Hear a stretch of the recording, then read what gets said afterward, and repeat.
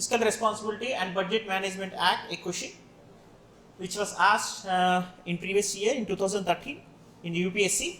What are the reasons for the introduction of this Fiscal Responsibility and Budget Management Act 2003? Discuss critically its salient features and their effectiveness. Okay, this was a question in 2013, and we have asked a question that is, what are the provisions of this FRBM, and elaborate the reasons behind the enactment of such FRBM. This is a fundamental and basic standard of question, and let us understand the salient features of FRBM. Before that, we will have what is FRBM and objectives of it, and later you will get to know the reason behind the enactment of such FRBM. Okay. So about this act, Parliament wanted to bring certain level of accountability and transparency and also responsiveness of the government in dealing with the expenditure framework. Therefore, they have brought this fiscal responsibility and budget management. What does it mean? It has brought certain targets for the government to attain the targets of fiscal deficit. What is meant by fiscal deficit? What is fiscal deficit? Okay. Yes, balance is something you please tell me loudly and with clarity. What is fiscal deficit? Simple. Okay? Okay, not budget deficit. See, what are the provisions of Fiscal Responsibility and Budget Management Act? You can write provisions. It is not a mugging up concept. First of all, you need to learn the fiscal deficit target, which is targeted by this FRBM Act in 2003. Therefore, the fiscal deficit, you have 4 types of deficit here, that is revenue deficit, and next effective revenue deficit, and fiscal deficit, and budget deficit, right? Revenue receipts and expenditure difference is called revenue deficit. Okay, and the effective revenue deficit may exclude certain deficit areas which may create a level of assets. For example, if you allocate certain funds for engineering a scheme, the scheme may create few assets for rural development and infrastructure part. Therefore, the revenue deficit which is creating a proportionate of assets may be excluded from the revenue deficit. Okay, that is called effective revenue deficit. Have you got my point? How many of you understood this? I think you have understood this concept. Revenue deficit, revenue receipts. What are the elements that you have in the revenue deficit? Revenue receipts and expenditure part. In the revenue receipts, you have taxes, that is direct tax and indirect tax, and customs, excise, and also this GST part, and also non-tax receipts, surcharge, and cess, everything, right? And also profits of PSUs. These are part of revenue receipts. And revenue expenditure, you will be having revenue expenditure like interest payments, next salaries, pensions, and also welfare schemes, and the funds allocated under planning commission, like this. Next, so the deficit part which is creating certain proportionate of assets may be excluded from the revenue deficit. Like I have explained, like engineering scheme which is creating rural infrastructure. Therefore, that proportionate the infrastructure part which is created under this revenue deficit part will be excluded, right? That is effective revenue deficit. Next, fiscal deficit. Budget deficit will always be 0 because you don't need to have a surplus amount. It should be invested for long-term purpose, that is capital investment. Okay. Always you will maintain such budget deficit as 0 to maximize your revenues and also to generate certain level of asset, that is asset creation should be part of this capital expenditure. So budget deficit will always be 0, but fiscal deficit is simple. Total expenditure minus non-debt receipts. Total expenditure minus non-debt receipts. Total expenditure minus non-debt receipts. So out of this total expenditure, what is included? What are the elements included in this total expenditure? Just now I have expressed the expenditure part of the revenue expenditure. Okay, pension, salaries, and something else. Next, capital expenditure, that is loan repayment. Okay, and investments in PSUs, establishment of new PSU, public sector undertaking. Right, this is called capital expenditure, which is long lasting in nature and creating assets and will generate revenue and create employment and infrastructure, logistics development, everything will be part of this capital expenditure. So total expenditure will have revenue expenditure and capital expenditure. Revenue expenditure is recurring in nature, it is continuous process, and capital expenditure will create assets and maximize resource potential and productivity too. This is capital expenditure, okay? So total expenditure part minus non-debt receipts. Non-debt receipts. Just now I have explained also this revenue receipts, the tax and non-tax receipts and also profits. After excluding this revenue receipts part, what will you have? Capital receipts. In capital receipts, you will be having, yes, foreign direct investments, long-term investments, and the domestic borrowings in the form of issuing treasury bills, okay, and bonds, securities. On behalf of government, RBI will be issuing, and also external market borrowings and the loans that you have availed from IMF, okay, and also World Bank and other banks, New Development Bank, BRICS Bank, or whatever it may be, the Asian Infrastructure Investment Bank, whatever. Okay, so external market borrowings, foreign direct investments and FPIs, and also this disinvestment from PSUs. Okay, these are part of capital receipts. Okay, the domestic borrowing and also the external market borrowing and foreign direct investments and disinvestments, these are part of capital receipts. Hitesh, what did you say, revenue? So why are you confusing? It is very clear, right? You might have gone through this basic concepts of economy.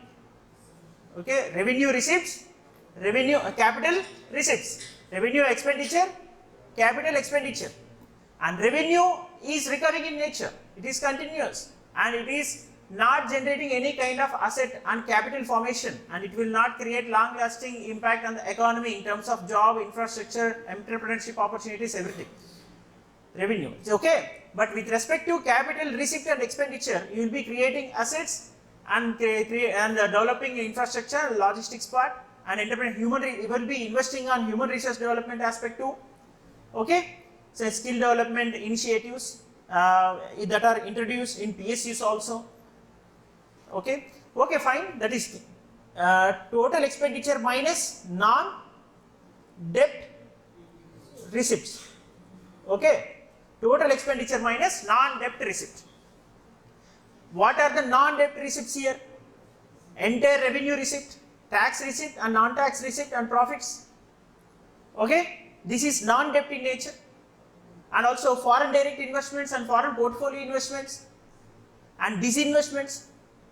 The government is not required to pay back. In the revenue expenditure part, you will be having interest payments.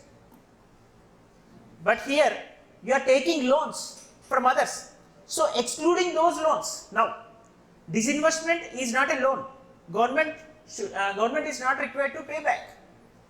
This investment, it is taking back its investment. It is withdrawing its investment from public sector undertakings. And it is attracting investment from foreigners, that is in the form of institutional or individuals, FDIs or FPIs, okay? And government is also availing certain loans, institutional loans and in the form of domestic loans or external market borrowings. You are excluding those market borrowings in the capital expenditure part, okay? You are excluding that. You are only taking the receipts which are non-debt in nature, non-debt receipts. If you include non-debt receipts in this fiscal deficit part, that is total expenditure minus non-debt receipts. In this formula, I am only considering total expenditure minus non-debt receipts. In this total expenditure, if you exclude non-debt receipts, just shall I write like this? Suppose total expenditure minus non-debt receipt means total, I'll write here, total receipt minus market borrowing, very simple, right? Total expenditure minus non-debt receipt. Total expenditure minus non-debt receipt. Non-debt receipt. Here, total receipts minus debt receipts. Non-debt receipts means what? Non-debt receipt means out of the total receipts you get, you are excluding debt part. Okay, the debt is market borrowings.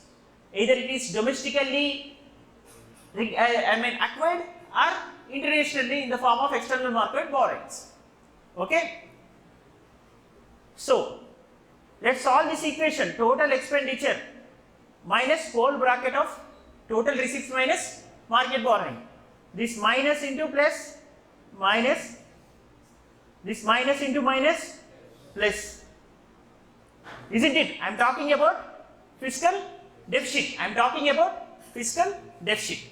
So it is very clear that total expenditure minus whole bracket of total receipts minus market borrowings. This is about fiscal deficit. So fiscal deficit is equal to total expenditure. This minus into plus is minus, that is total receipts, and minus into this minus is plus market borrowing. Therefore, total expenditure minus total receipts will be cut down, and FD is equal to, here, FD is equal to market borrowing. What is the equation here? Total expenditure minus total receipts plus market borrowing. So total expenditure and total receipts will be gone. Isn't it? Next, the remaining aspect is only the market borrowing. FD is equal to market borrowing. You will have one more deficit, that is primary deficit. Primary deficit. You will have one more deficit, that is primary deficit. What is this primary deficit? That is, the government of India is also paying back some sort of deficit that it has, right? Some sort of debt will be paid back every year in its budgetary allocations in the form of interest payments. Isn't it? So if you exclude interest payments from the borrowing aspect, borrowing receipts, if you exclude interest payments from these borrowing receipts, that is called primary deficit. This market borrowing, if you minus interest payments, MB minus IP, in this market borrowing, you have FD is equal to MB, right? Now to attain this PD, primary deficit, you are excluding interest payments from market borrowings. MB minus IP. Okay, this is a liability of the government. Interest payment is liability of whom? Government of India. So government is reducing this liability in the form of interest payments. Okay, it is paying interest for the loans that it has taken. Okay, so certain level of, at least some sort of, some proportion of liability is being reduced by paying these interest payments, because the loan may be extended if you are paying continuously this interest. Okay, the lender may not be objecting much, simply in layman terms, if you understand this concept. And every year you are paying interest for the loans that you have taken, and if you exclude these interest payments, that is liability that you are reducing from more liability that is in the form of market borrowings. Okay, you have taken loans from the market, and you are also removing interest payments that you have paid back to the market. So the market borrowing minus interest paid by you is called the deficit that you have attained, primary deficit. So this MB minus IP is equal to primary deficit. If you make it, this is called primary deficit. Primary deficit. This is market borrowing minus interest payment is primary deficit. Okay. Therefore, can I draw an analogy? FD is equal to here market borrowing, FD is equal to MB, and PD, primary deficit, PD is equal to MB minus IP. So this MB is already, FD is equal to MB, right? FD is equal to MB. This MB is FD. FD minus IP is equal to primary deficit. And if you bring this IP to here, PD plus IP is equal to FD. Therefore, FD is equal to PD plus IP2. Very simple, right? So, I am telling you once again, primary deficit is a deficit when you exclude the interest payment from the market borrowing. So, this primary deficit is equal to MB minus IP. So, the market borrowing, already I have explained. What is market borrowing here? Fiscal deficit. Okay? Fiscal, that is the debt receipt, entire debt that you have made, excluding all the non-debt receipts from your total expenditure. That is called primary deficit. That is called a fiscal deficit. Okay? In this fiscal deficit, that is called market borrowing is nothing but fiscal deficit, right? Minus IP, that is PD is equal to FD minus IP, and PD primary deficit plus IP is equal to FD always. So, for simply the market borrowing concept, market borrowing element includes two aspects. That is includes two aspects. That is,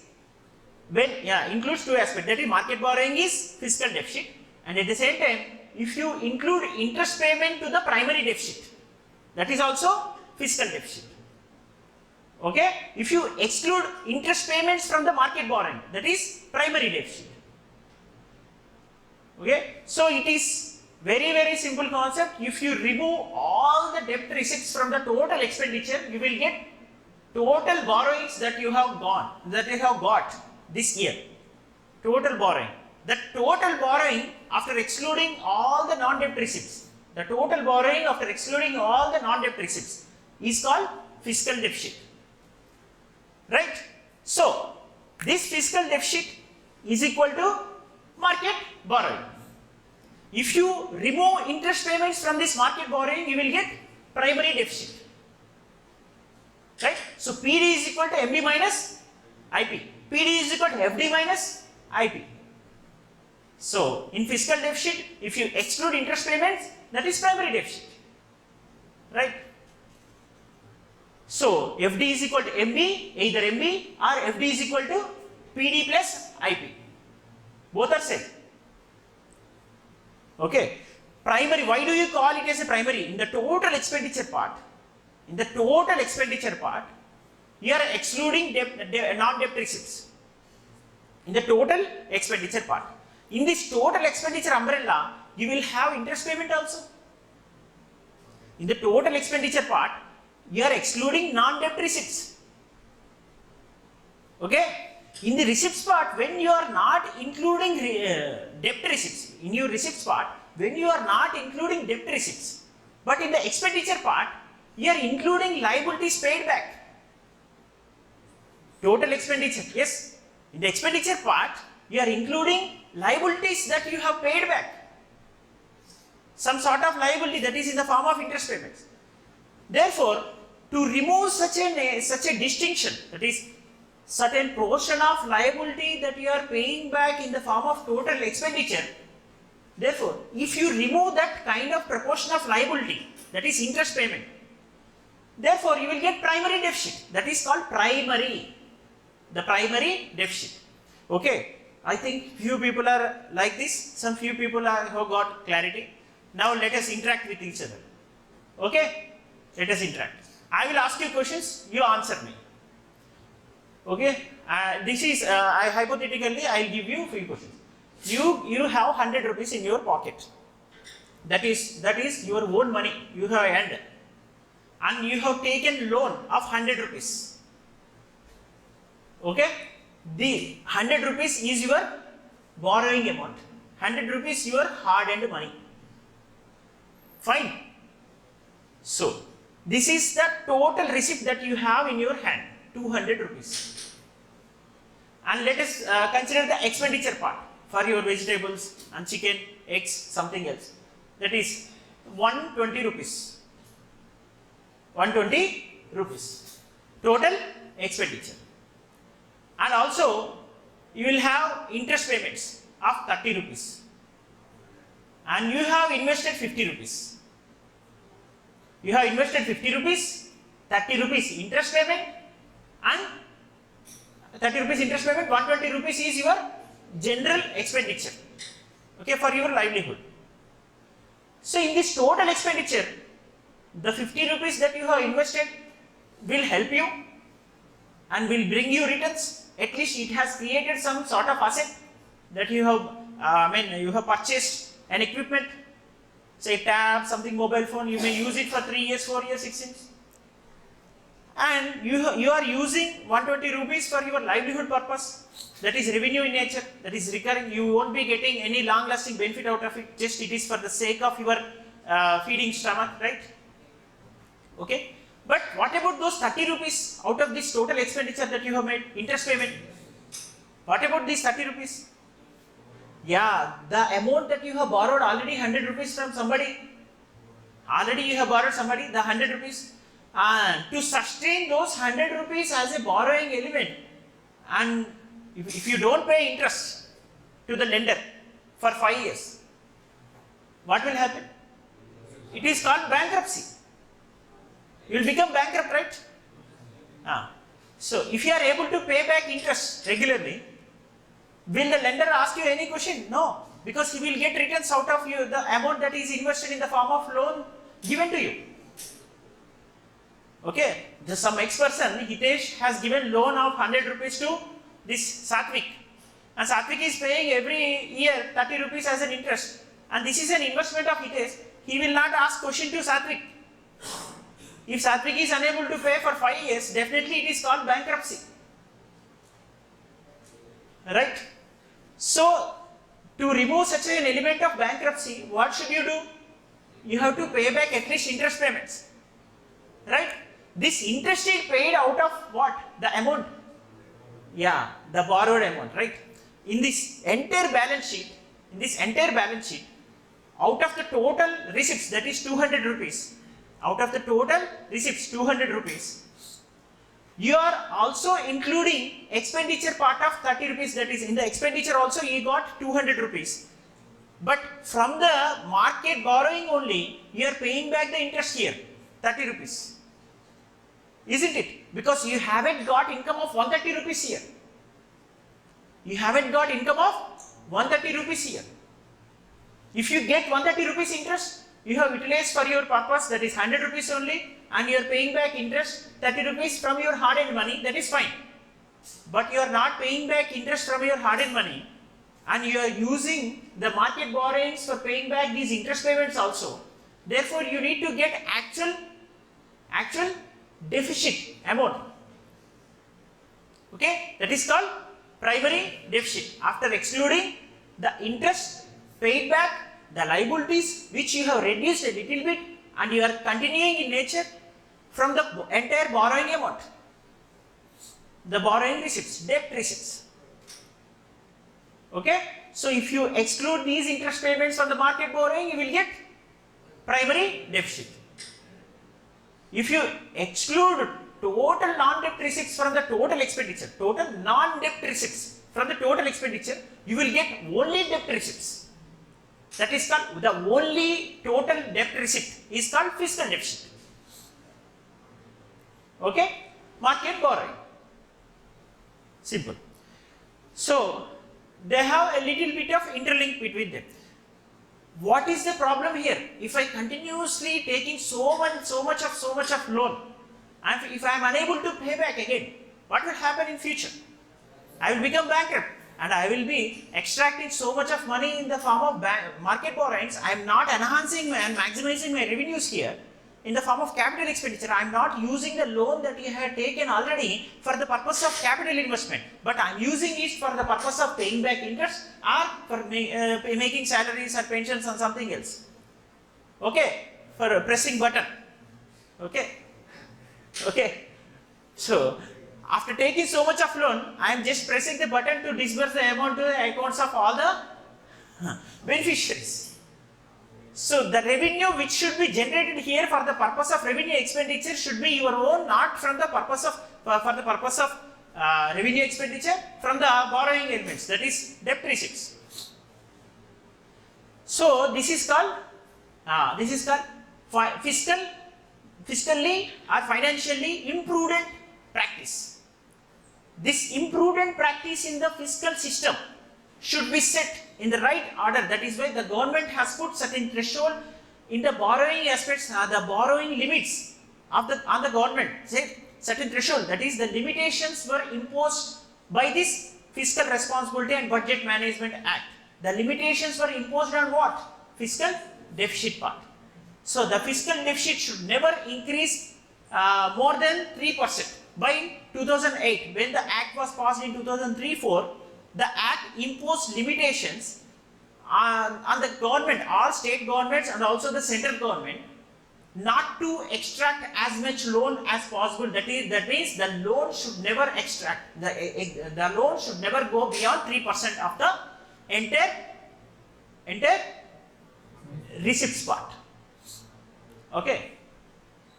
And also entire expenditure part, receipts part, when you do total expenditure minus total receipts part, you will have market borrowings part. When you include only the debt receipts there, the debt receipts should never exceed 3% of your entire budgetary balance sheet. This is the target that is put forth under this FRBM Act. Okay. So, to bring this fiscal consistency and fiscal prudency and fiscal accountability, this responsiveness of the government and transparency in this aspect, the Government of India brought this Fiscal Responsibility and Budget Management Act. But this was amended in 2008 9 times because of the recession that it has been facing. Because of the recession the Government of India has been facing, it has amended such provisions. It extended, and for some time it has removed such those columns, and it has extended later on. It tried to extend the same targets. Now the few state governments are unable to meet these FRBM targets. Then you know already which state government is actually exceeding the limitations. Okay, so that is called the bankruptcy. The amount that you have already taken from the market is not being invested for the capital purpose, but you are using it for the revenue expenditure. The revenue expenditure which will not yield you any kind of returns. Very soon you will be borrowing so much of money and unable to pay back due to not having any kind of return in the form of capital expenditure. You will become bankrupt, which is happened in the case of Sri Lanka. Okay. So because Sri Lanka has taken so much loan from China, and the amount and the interest will not be paid back by Sri Lanka for next 100 years also. That is called debt trap policy. Okay. Next, coming to this part, that is FRBM enactment, reasons, the objectives. So primary goal of FRBM Act was to mitigate the revenue deficit of the country, and also mitigate the revenue deficit of the country and the trim of the fiscal deficit to an acceptable 3% of GDP by March 2008. And next, but due to onset of global financial crisis in 2007, just now I have told you that it has initially differed with such a target. Okay, in 2009, differed with such target means government has provided, the legislation of this act has provided certain exemptions after doing this amendment. Okay, if you are unable to attain the fiscal deficit target, no problem, you can take few exemptions until you have come out of this kind of recession. In 2011 onwards, the Academic Advisory Council again formally encouraged the Government of India to implement these FRBM provisions after this recession is going on, right? Next part. Welcome. Enactment of FRBM Act, that is former Finance Minister of India, Yashwant Sinha, has actually proposed this fiscal responsibility budget management in 2000 during 1999 and 2004 times, there were many initiatives brought by the Vajpayee government. The initiative out of this Prime Minister, okay, Sadak Yojana, what do you call? Yes, and FRBM Act, and removing regulations on the print and press media, few, and allowing private investors to come into picture there. And these were the greatest reforms. Next, moreover, it was proposed due to high fiscal and revenue deficit and high debt to GDP ratio. It was proposed due to high fiscal and revenue deficit, actually which is going on now. High fiscal and revenue deficit and also high debt to GDP ratio. That is the reason behind bringing this Fiscal Responsibility and Budget Management Act. FRBM will definitely reduce the FD target, and also very soon it will attain the targets in terms of nullifying the revenue deficit. Next, need of FRBM Act 2003, it enacted by government to address the fiscal deficit issue and its negative impact on the economy. It able to encourage proper management of public finance by setting targets for reducing fiscal deficit and outstanding debt. And reasons for enactment of FRBM Act. What is the question here? What are the provisions of FRBM? And elaborate the reasons behind enactment of FRBM. Okay, the provisions that I have already told you, the targets imposed under this FRBM Act on the governments, okay, and the limitations put forth in terms of borrowing elements in the receipts part. And next, need of FRBM Act, that is, it was a prerequisite part after this LPG reform, liberalization, privatization, globalization part. What happened? The governments had got lot of investment and also the loan support from externals also. External market borrowing was maximized due to liberalized policies and also convertibility. And initially you used to convert dollar very difficult. The conversion of dollar was very difficult before LPG. After LPG, the convertibility in the floating market system became very easy for them. So the loan availability was maximized and the government was going against the loan threshold, the limitations. Therefore, they have brought this fiscal accountability and prudential financial system and mid-term and long-term expenditure frameworks were also put forth under this Fiscal Responsibility Act. Next, high level of deficit financing by the government can lead to an increase in money supply, which can in turn lead to inflation. One more thing, if you take so much of loan and disbursing money to the banks and also to the people by using these populist policies and schemes, what will happen? It will increase the inflation. So the price rise will not encourage the lenders and investors to come and invest here. Okay, and the lenders may not purchase the bonds that are issued by the government also. It will become detrimental also very soon. Therefore, the government has to increase the interest rate if it has to issue the bond for the lenders in the market. So interest payment will be enhanced for the government due to the inflation which is arisen out of the loan amount disbursed to the banks and also disbursed to the people in the form of populist schemes and policies. Therefore, this will become a vicious cycle. Have you understood what I am telling? The vicious cycle will be arisen out of what? Vicious cycle will be arisen out of what? The amount that I have taken in the form of loan will be disbursed to the beneficiaries by using these populist policies and schemes rather than investing for the capital. If I am not investing for the capital and using it for the purpose of just benefiting the beneficiaries and by bringing these populist policies, the cash in the hands of the people will raise the price of various goods and services. When the price rise is witnessed by the lenders in the market, they will not lend money to the government again. Government has to enhance or maximize benefits of these bonds issued by the government in the form of treasury bills also. Therefore, the government has to pay back so much of interest for the loans for the future. That is, it is going to avail from the market.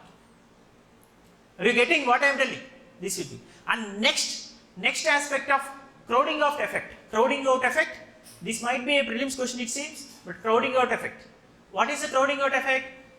If the government is taking so much of loan from the public and the private investors who want to avail this loan from the banks in the form of securities or debentures or T-bills or something. The T-bills are issued only by the government, but if private bond is to be sold in the market, it may not be having such a huge market of lenders who will give them the loans, because of the loans that are already available by the government to maximum extent in the market.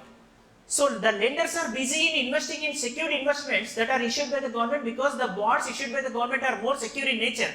Irrespective of the less interest payment from the side of the government, they will try to invest in the bonds issued by the government only, and they will not show any interest in the private investments in the form of share market or debentures or the bonds issued by the private players. Isn't it? So the private players will get less market in terms of lending. So this is called crowding out effect. Crowding out effect. Because of the so much of loan that is available by the side of the government from private players in the market, the private players, the investors, the entrepreneurs may not be availing the loan, okay, from those private players only. So the private market will get disrupted in the loan market especially. The lenders are busy in investing so much money in the government bonds. Therefore, they will not invest in the private bonds, private debentures or private share market also. Isn't it? Because they will feel insecure when it comes to the market economy, and also most of the masses don't have such a certain awareness, especially the government employees are also these above middle class families from medicine and software background, right? Those people will be investing amount in the form of government loans and bonds, government, okay? So this is called crowding out effect. The amount which is not available for the private entrepreneurs to extract so much loan due to the lenders who are busy in the investment in the government securities. This is next, crowding effect. High level of public debt can lead to crowding out of private investment. Have you got it? Right? So this is called, as a result, the government will have to compete with private sector for funds. Government has to offer, yes, discount rates, offer coupon rates. Government has to give more interest to compete with private players again. Private players may not be getting loan here because the government is competing. Ultimately, it will lead to lack of investment from the private players also, because government is unable to invest already. Hence, the Act would help to promote greater public awareness and scrutiny on government fiscal policies. So, lastly, the FRBM also aimed to promote fiscal discipline, economic stability by ensuring that government's policies were sustainable over the long term. This is the actual target of FRBM Act. So, objective of FRBM is get financial and macroeconomic stability, and it has to establish a balance on the economic condition in India, and fiscal responsibility budget management principal goals were two. What two? Principal goal: establish transparent fiscal management mechanism in the country and provide a more equitable, controllable distribution of the country's debts over time, and achieve fiscal stability for a longer time period in India. And furthermore, the Act was supposed to provide Reserve Bank of India with required flexibility in managing inflation in India. Isn't it? This is the actual theme of the government. So, if you have gone through all these objectives, that means the objectives to bring back this macroeconomic stability, fiscal responsibility, fiscal discipline, fiscal prudency, and fiscal response and accountability on larger scale, okay, and the exchequer of the government. Fisc means what? Sovereign. Sovereign means the people rule. The people who have elected these representatives are using the money of the public. Therefore, they should be accountable how to use this money. Right. Next, features of FRBM Act is, yes, you please go through all these features and try to write answer that I have asked. Will you be able to write answer? Because I have also discussed the prelims basic concepts of fiscal deficit, primary deficit, revenue deficit, effective revenue deficit, and budget deficit. After completing all the deficits, FRBM Act, its targets. Okay, fine. Take care. All the best, and I will be having one more session for you to take.